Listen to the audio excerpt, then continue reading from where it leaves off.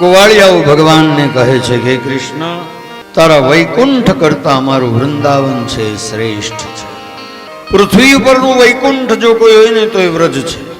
આજે પણ વ્રજમાં તમે જાઓ, 84 કોષની પરિક્રમા કરો ને તો તમને અનુભૂતિ થશે કે ભગવાન કૃષ્ણ 5000 વર્ષ પહેલા જરૂર અહીંયા પ્રગટ થયા હશે. લોકો રમણ રેતીમાં જઈને આળોટે છે. શું કામ?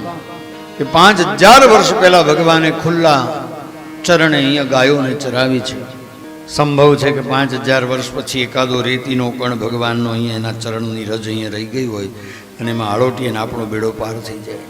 તમને અનુભૂતિ થાય વ્રજની અંદર પરિભ્રમણ કરો તો.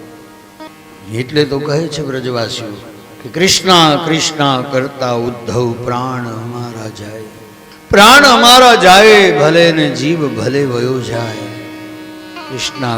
કૃષ્ણ કરતા ઉદ્ધવ. જળના જીવડા જળમાં જન્મે અને જળમાં હે મરી જાય. કૃષ્ણ કૃષ્ણ કરતા ઉદ્ધવ પ્રાણ. અને જે પરમ વૈષ્ણવ છે ને એ તો એવું માગે કે દેજો અમને વ્રજમાં વાસ, અમને વ્રજમાં વાસ દેજો.